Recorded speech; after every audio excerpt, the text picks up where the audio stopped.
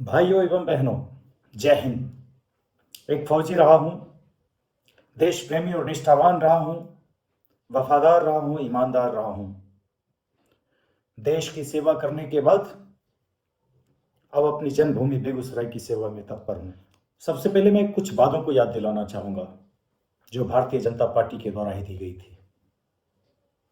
अच्छे दिन, घर घर मोदी, साफ नीयत, सही विकास, मोदी अगेन, मोदी है तो मुमकिन है, मैं भी चौकीदार, फिर एक बार मोदी सरकार, और इस बार का जो नारा दिया गया है, आपकी बार 400 पार।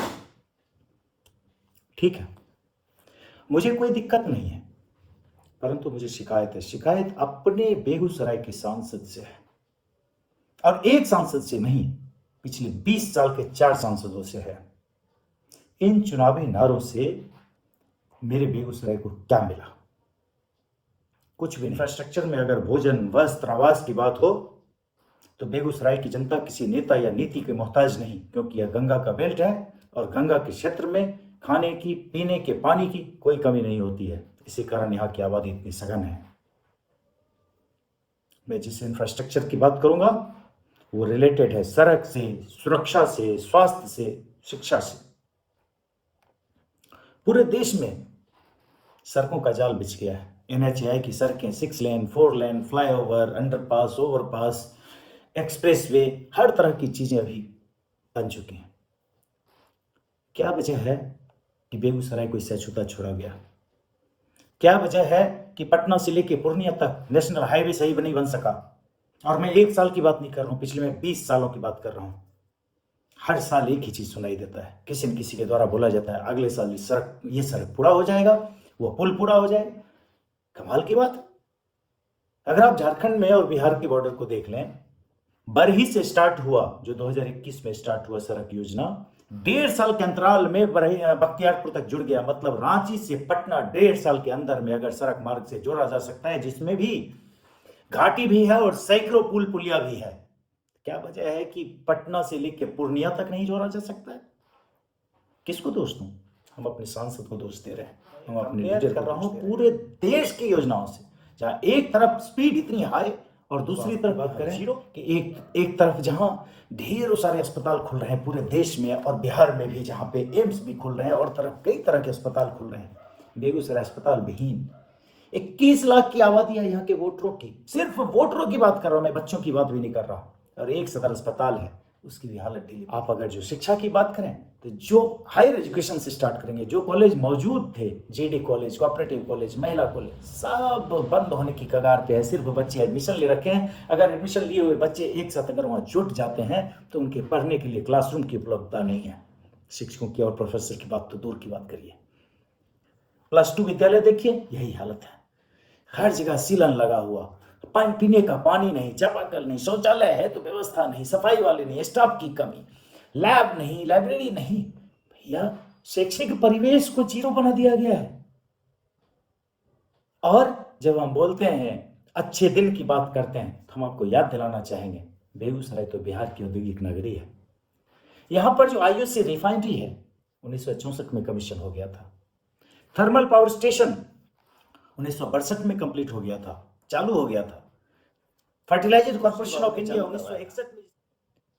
सिमरिया पुल, जो राजेंद्र सेतु, जिस पे अभी दूसरे पुल के बनाने की बात चल रही है, और पिछले 10 साल से इसी बात को, रिकॉर्डिंग को दोहराया जाता है। आजकल आजकल हो रहा है, हो रहा है, हो रहा है। अभी देखिए, देखते रहिए विकास हो रहा है, देखते रहिए विकास हो रहा है। भैया, 1959 में ये राजेंद्र पुल बना था, जो कि उत्तरी बिहार और दक्षिणी बिहार को जोड़ने वाला लोहे का सबसे बड़ा पुल था। नेतृत्व, इस एरिया का लीडरशिप, 200 कम फैक्ट्रियां खुली, और जिसके कारण से ये एरिया सुखी संपन्न बनता चला गया। आखिर इंफ्रास्ट्रक्चर के इस जीरो या बैकवर्ड गति का क्या वजह है? क्योंकि ये जितने भी इंफ्रास्ट्रक्चर के तत्व हैं, कहीं न कहीं ये राजनीतिक संरक्षण प्राप्त दलालों की चंगुल में फंसे हुए हैं, जिसके कारण ना इस क्षेत्र का विकास हो रहा है और ना इस क्षेत्र को विकास करने के लिए कोई भी सांसद तत्पर है। या तो उनकी इच्छा शक्ति का अभाव है, या उनके नॉलेज का अभाव है, लीडरशिप का अभाव है। सांसद बन जाए लेकिन लीडर कभी बन जाए ये जरूरी नहीं होता है। इसलिए जबरदस्त एंटी इनकम्बेंसी देख रहा हूं जो अभी मौजूदा सांसद के लिए है। लोग गुस्से में हैं क्योंकि काम नहीं हुआ है, सिर्फ 15-20 दलालों की चलती रही है, यहां पर पैसा कमाते रहे हैं। ध्यान रखिए, ये बेगूसराय की धरती क्रांति की धरती है। इसलिए मैं आप सबों से अपील करना चाहता हूं कि एक बार दोबारा से क्रांति का इतिहास लिख दो। बेगूसराय से ऐसा बिगुल बजाओ कि उस बिगुल की आवाज दिल्ली के तख्त को सुनाई देनी चाहिए।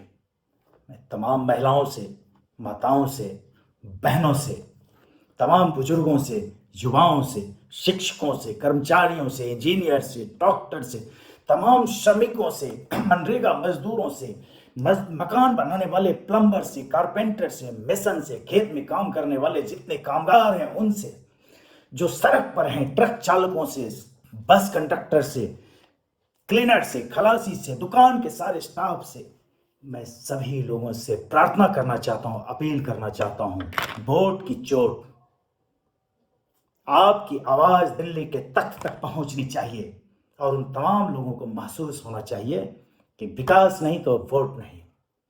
और जब आपकी आवाज ऐसे पहुंचेगी तो आगे से आप युवाओं से मैं खास तौर पे अपील करना चाहूंगा और उनसे मैं स्वामी विवेकानंद की बातों को याद दिलाना चाहूंगा कि खड़े हो तो किसी मकसद के लिए एक पेड़ की तरह खड़े हो, और अगर गिरो भी तो बीज की तरह गिरो, ताकि दोबारा उगकर उसी मकसद के लिए जंग कर सको। मेरे युवाओं, जागो और इस बार क्रांति की मिसाल जगा दो। और जो लोग तटस्थ हैं उनके लिए कहना चाहूंगा, इस दिनकर की जमीन से कहना चाहूंगा, समरशेष है नहीं पाप का भागी केवल त्याग। जो तटस्थ है समय लिखेगा उसका भी अपराध। बहुत ज्यादा समय नहीं लूंगा, मेरी प्रार्थना पे अवश्य ध्यान दीजिए भाइयों एवं बहनों। जय हिंद।